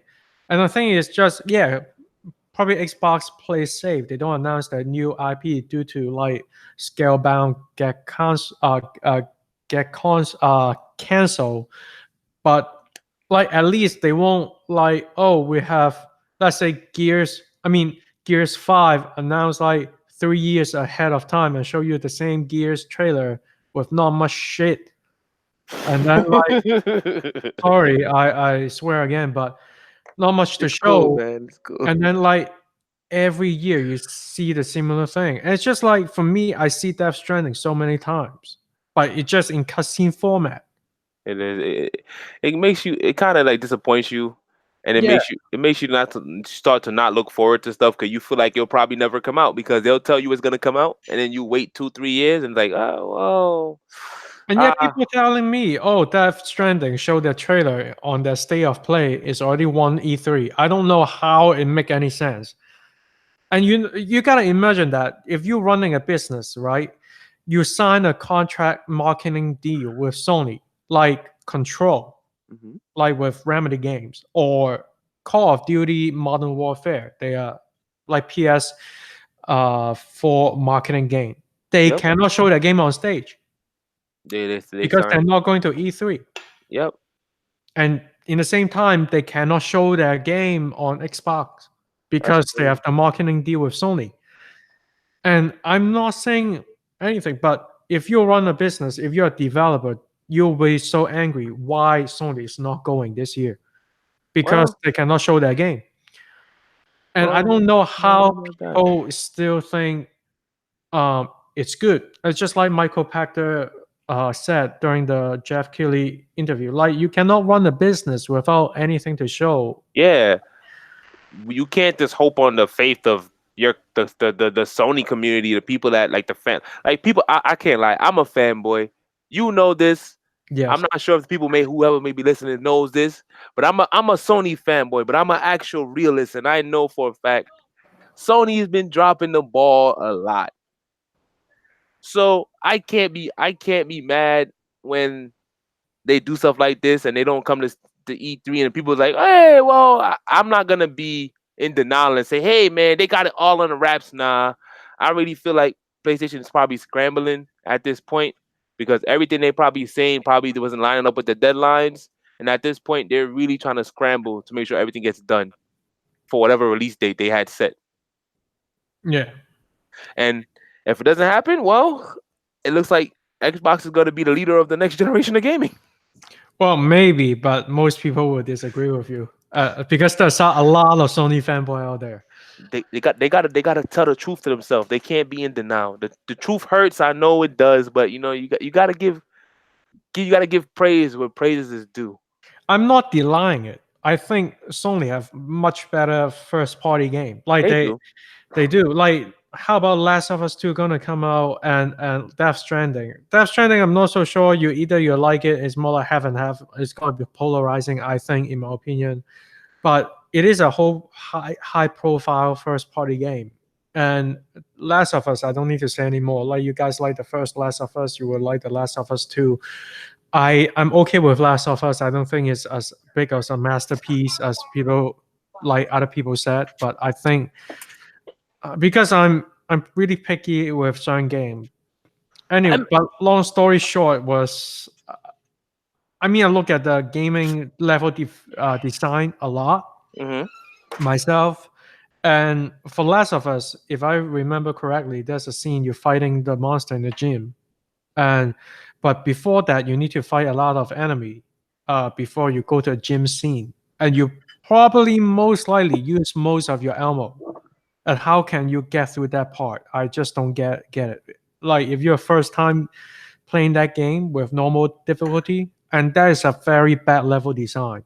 Yeah, it catches you off guard. If how should I put it? If there's no way to put it. It really catches you off guard.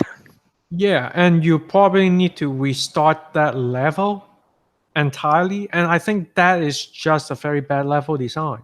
And people just say, "Oh, but it's realistic, it's cool," but you probably No. waste another hour or two just to get through that stage again. I Yeah. don't think that is a very good feeling playing that game at that moment.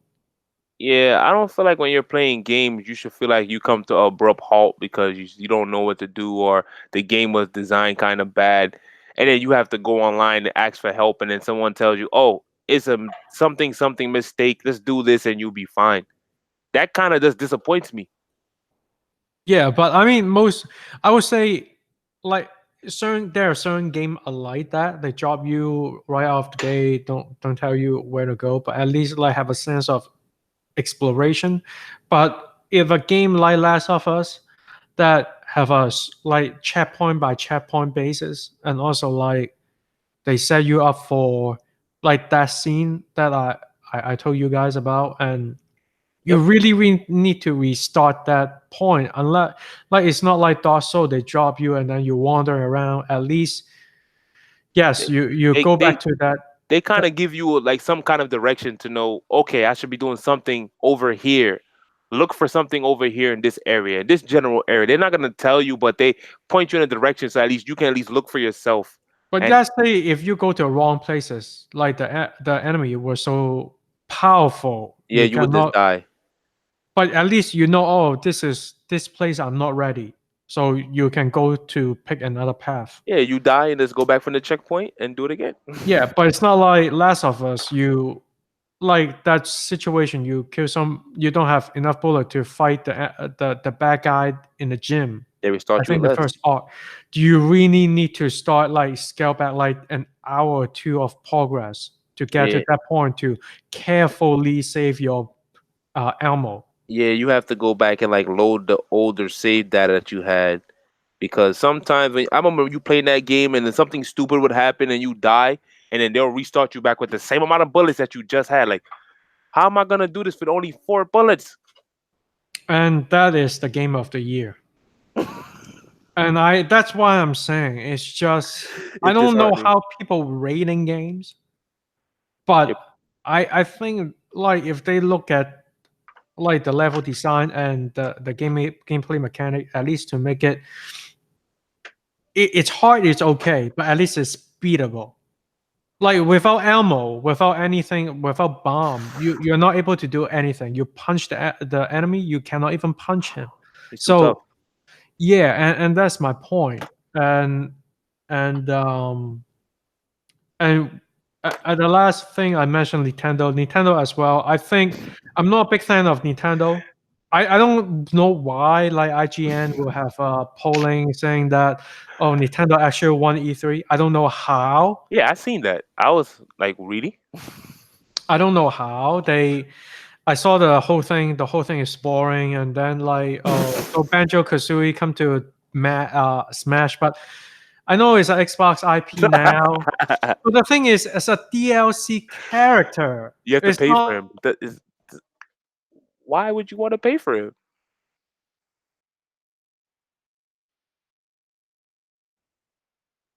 What? What just happened? What the heck? Ah, there we go. Wait, I drop off. So it's a DLC character. It's not like a whole game. You have to pay for the character. Why would you want to pay extra money when you already paid for the game? Yeah, I don't know what is the hype with that. So I don't get it. I think it's Nintendo's way of like, cause really Nintendo wasn't really a part of the DLC stuff really heavy. And I've watched like with the Switch, like they've really been focusing on like, oh look, you can go buy this and then you get this character, buy this. Like so basically I have to spend hundreds of dollars to fully get the experience of the game that I would have got way back when GameCube and Super Nintendo was out. Yeah, and then like a funny thing is, it's like they announced a sequel of Breath of the Wild. Yeah, I seen that. I'm not against that idea. I truly not. But I think I can see like now Nintendo is changing. Like because like the CEO of I forgot I don't know how to pronounce his Japanese name, but he passed away recently. I know exactly what you're talking about. I'm Yeah, not even gonna try to pronounce his name. yeah. But anyway, the company direction is definitely changing because if you remember clearly, is that every Zelda game have their own distinct art style. Yeah. And this time, when they announced the sequel, is the same art style as the Breath of the Wild. So in that sense, they basically shorten the development time because they don't need to make that engine again, and they basically just need to build a map, building different quests. And I'm not saying it's a bad thing, but they definitely want to pump out more Legend of Zelda game compared in the past. Hmm. And I don't know if it's a good thing or bad thing, You, but you know what I'll say about that? If they make the sequel to the Breath of Wild, like they actually really, how should I put it? Because that game, it was a good game. It was something different. If you ever played like the Wind Waker Zelda for the GameCube, yeah. it gave you those kind of vibes. Like the whole setting, like the art was that, but more upscaled. They gave you the same, because I know, cause like that whole game, they said that it took some elements from Breath of the Wild, and I forgot the one that they released for the Wii U with the fox on it. I forgot the name of it. I never played it. A Twilight Princess. I think so. And they took all those games and they basically put it in one, and they gave you like a little bit of everything. And I felt like the only thing missing from Zelda, from that particular Zelda, was I felt like the game was actually really too short. You mean the wait? Which game Zelda's Breath of the Wild. is too short? I think it's pretty big. No. Okay, I'm gonna explain it. I played the game, and when I was playing the game, my whole thing was while playing the game, I'm gonna try to do all the little side missions and stuff like that. Now, if you play the game like that, then it will surely draw it out. But if you play like how most people would play it, Yeah. they're gonna play it, beat every boss, and then if they want to, do all the extra stuff that comes after. Oh, basically, you're saying the side mission They drag draw. it out. Yeah, if you're like the kind of gamer that wants to like really complete the game and you unlock everything, you go get the little extra, like, because in the game they had like legendary horses you could have got, and like I made it my job to go and look for these creatures and these little quests and these little. I made sure I wanted a certain outfits. I wanted every Zelda outfit, every skin, because I'm an actual fan of the game. So for me, I felt like the game was long enough. But I said if I was to look at it as a casual gamer, I felt like there's something missing from this game, and I feel like it wasn't long enough. There wasn't enough. The story wasn't. It wasn't that in depth. This was like I feel like this was a simple. This was a really simple Zelda game Oh wow. because like some of the puzzles, like they were kind of hard, but everything was fairly simple. A lot of Zelda games, I can really tell you, they really stumped me, and I had to stop playing the game for like a couple days and really think about what am I doing wrong. And in this Zelda game, it literally took me like minutes to figure everything out, and I was just on to the next mission. Well, I would say that is good and bad, right? Like you don't want to get confused. Like you play a game, you want to get through it, but in a creative way. But it's Yeah. not like you gotta. I remember one guy told me, one of my dedicated friend, who played Nintendo games like what Zelda, Hmm. what's the shell shaded game? I forgot. Like with the cartoony art style. Are you talking about Splatoon? No, no, like Zelda. Oh, you talking about that kind of gameplay style? Yeah, but what's that game back in and it's no a GameCube? Which game was that? There's a lot of games they have for GameCube. But it's a Zelda They had Wind Waker. Wind Waker. Yeah, that's Yeah, it. That's the one. So Wind Waker, I remember is there's a huge open world map, yeah, that game was great. and he told me like, oh, in order to get that, you need to go to this place and go to the other place and go to that place and without any kind of direction. Yeah, see, that was an issue. But I felt like I feel like they're fine. I feel like they were probably trying to find the middle. Yeah. And I feel like with Breath of the Wild, they were getting there, but they didn't really find the middle. That's why I feel like 'cause I realized a lot. Like a lot of people I talked to that played the game and they weren't really like super. Oh, I played all the Zelda games. Most people were like, oh, I didn't buy like any of the additional content. I didn't do any of that. I just played the game, beat the game, and kept it moving. And I was like, oh, so that's why you felt like the game was boring to you because you just played it and ran right through it. Yeah. That's why I felt like in the process of them like basically making add-ons, you could buy extra content, extra storylines. I said it should be more so like they got to find the middle ground for Zelda right now because they reinvented Zelda with the whole new system of the your items that after a while they fall apart, they break away. It gave the game like you have to literally like it gave you that the little thought now that you literally have to be really tactical with how you fight and your timing. Because if you just go hacking away, it's gonna be a way harder game than if you actually think about countering this move and doing this and getting through stuff way faster. Well, for me, I mean, I play a little bit of Breath of the Wild, not much. I using my PC to play the game, but I just don't like the weapon is keep breaking on you. It doesn't Yeah, matter how good the weapon, yeah, eventually gonna break. You cannot even repair it. yeah. I felt like that was a little too easy. Like weapons would like after like maybe 2 or 3 fights, your weapon will break. Yeah, and what's the point? Like you held back using not using a good weapon. Well, that's the whole point. They want you to lose the weapons, and you have to go back and get that same weapon because you may like that particular weapon. So basically, it's like an MMORPG. It's a constant grind to find better weapons, I don't like that. and I that's why. mean, that's why I like Witcher 3 better because like your weapon will get damage, but Mhm. you can always fix it, but it will never break. See, see. Now, if they added that to Zelda and a couple other things, then it would have been a better game. The same thing with the Super Mario game, but let me not. I sound like I'm bashing Nintendo. I'm not. Let me not do that. No, it's just for me. I'm just not. That's why I'm not a big fan of. Like, I don't think like why Breath of the Wild. It's a game of the year. I personally because I think Witcher 3 is a much better game. Of course, they did not release in the same year, but I think it's just like design wise, Witcher 3 is a much better game. And of course, like game of the year is like year by year basis. But I just for me, I don't see it.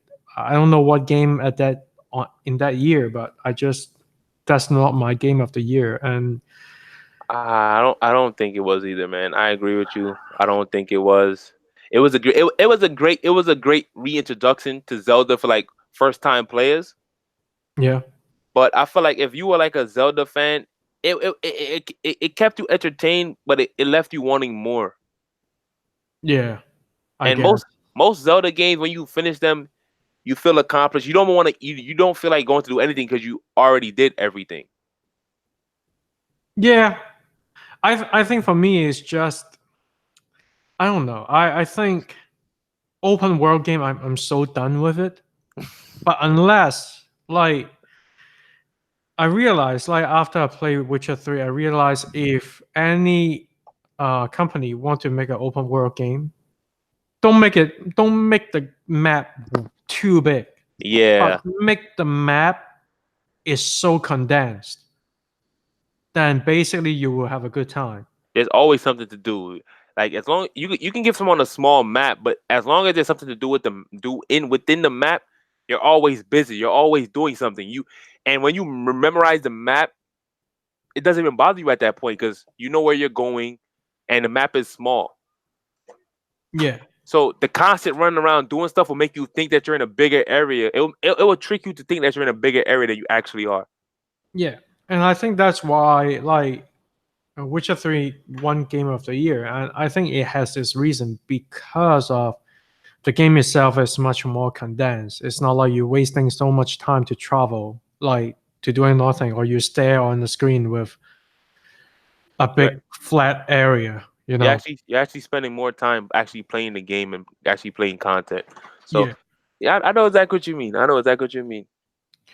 And to closing up for E3, I think that's not much I can say about E3 besides like what I said. It's um, it was a disappointing year, except Keanu Reeves. You know, Yeah, that was a highlight. that was a highlight. It was really good. What no one was expecting him, and but it's good to look at this as example that oh usually the transition year it's going to look like that. I think if the future next generation it's going to look like the same thing as well, but it's just also show you making game is difficult. It's not as easy as people think. Yeah, Games take it, time. a lot more thought and processes go into making a game. And you know, it's funny. I never knew that until I had like a family member that actually went to school for making games, and actually seeing him make a game that was way more simpler than the game we play now, and looking to see how long it took him to do it by himself made me say, okay, I fully understand why it takes sometimes 2 3 years to get certain games back. Yeah. Because if they rush it, you're gonna get a half-ass project, and that's when you get games like there's so much shit going on, and they're constantly coming up with updates for the next couple months because they're trying to fix all the stuff that they didn't fix. Yeah, and that's why like you rarely see Nintendo game got fixed. I think that's the much thing about give it to Nintendo. Their game is very polished on every level. Yeah, they take their time. Yeah, but you have to like if you want good games, don't rush any company. I think that's all I can say. I'd rather have a good game than have a bad product but rushed. And then people like fan will be angry. Oh, you give me a first party game, but you give me crap. Well, people complain anyway, so at the end of the day, they're gonna do what they want. We're just gonna hope for the best, and if we don't get the best, we have to just let them know, like, hey, that's why we have Twitter, and I tell everyone, if you're actually like a avid game player, you actually enjoy playing games, make a Twitter account, make an Instagram account. 'Cause when they make a game and they do something wrong, the only way they'll know is if you go online and tell them that, hey, we messed up on this, and sometimes they won't even know that they messed up on something because they're doing so much stuff, it'll blow right by their head. And just you going online and telling them will make them go back and check everything. Like, oh, he's right, and they might find out six other things that they didn't really notice was an issue, and then they'll fix it, and this makes a better game for you and everybody else. And which is one of the main reason I got a Twitter account in the first place because I tried to get my Rockstar Social Club account back, and it's good. What I'm gonna say is like now like there's so many way to interact if you know how to interact, but Twitter is the best way to interact Yeah, with game developer. I it's go to direct. this. Yeah, It's it's direct and everybody can see it if you like tweet something out. And I have quite a few scenario that actually not like help, but like at least I got what I you wanted. got a response back at least. Yeah, respond, and then like I got my account back, and developer actually fixed the game or patches the game because something that the fan tweeted him. I See, mean, tweeted him. So see, so there we go. So like, hey man, if if everybody can just come together and don't just bash games, we try to find constructive criticism. yeah, Constructive criticism, we can make the gaming community a way better place. We could all more enjoy games. We don't need people just to complain about stuff that they don't like personally. We just want people that's gonna try to make games better for all. That's all we want. and always remember, like every single company, it doesn't matter Xbox, Sony, or Nintendo, or even Google, they don't want to make a product to fail. I think like people want to invest that much money, they want to be succeed. They But want to make money. yeah, and but project wise, it's like project by project basis, right? This game doesn't do good, or next game maybe do well. I think that's the thing about like you never know how the audience receive the project until the Yeah, project comes out. It's just like if you guys remember Halo or even Last of Us. Like if you heard about the name, it's kind of funny. Like why name your game Last of Us? it's really different. You never heard no one do anything like that. And it come out well. I mean, it came out, everybody loved it, but like people were skeptical, right? That was because Yes, after Uncharted. I seen the reviews. Yeah, so I that's all I can say. Give company a chance. It doesn't matter what kind of company. If you see the game that you like, support them. Especially like and it's a good with like Microsoft gaming, like Xbox Game Pass. I'm not trying to promote it, but if Sony do the Game Pass, it's the same thing. I think if you see some game that you like, you don't have that much money, you can sign up for Game Pass, try it out.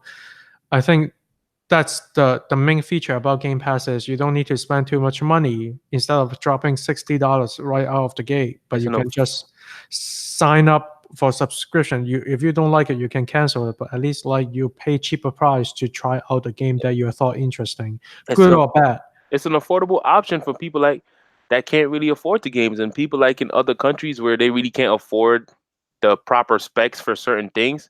This would just basically this is like the to make games available for all at this point. All you need is a phone or a tablet or something, and you can technically play anything. Yes, and don't. I mean, my view is don't hate on company try to do something groundbreaking or innovative. It's the same thing about Netflix from disc rental through the mail Hmm. to most people do streaming now. You know, like Yeah, it's the it same idea. it's direct to consumer. It's it's like you can put something out and you can get a response as immediately because it's all on your platform. You can see everything. There's no middleman at this point. It's just you and the consumer. Yeah, And it's getting better, but then in turn some people they get lazier. So hopefully we can at least keep everyone we could keep the gaming we could keep like the gaming devs honest, the gaming companies as long as everyone is keeping it straight to the point up front, there shouldn't be no problems. But you know how things go. yeah. Well, we'll see. I think next year gonna be fun. I mean, we don't hear about anything until probably Like September, October. yeah, I would say November. I mean, I think like Sony have their experience, maybe October. Yeah, October, like Sony experience, maybe this year, if they happen to have one. Microsoft already announced their inside, I mean, like Xbox X019 this year in London. So they probably go deep dive into maybe they get more acquire more first party. I mean, acquire more studio for their first party, or they talk a little bit about like their next gen. Who knows? But Hopefully. hopefully. So I think this is it for the. We talked long enough, and this is the first episode of the Gamers Convo podcast, and I hope you guys like it. I mean, I personally, I don't know will I do this week by week, but I think is as long as we have interesting to say, I will try to do a podcast. As much as possible if we can. If we can, and we might have different guests, just so you know. Uh, or I mean, might will come back, or like some introduce someone new. But most importantly is as long as we have interesting thing to say, we will be here and make a podcast. Okay. So I'm Sarachi. You Hold are. on. Mike, make sure you plug all your social medias and everything. You know what I'm saying? Plug all of your Twitters, your YouTube, everything. Yeah, which I did. So there you go. Well, you guys don't know mine, but you can find me on Instagram underscore Mikalo, which is Mikalo. That's the same name on Twitter underscore Mikalo, and that's about it. Okay, so I'll see you guys next time, and have a good weekend. All right, guys. Bye bye. Have a great Father's Day. See you. Bye bye.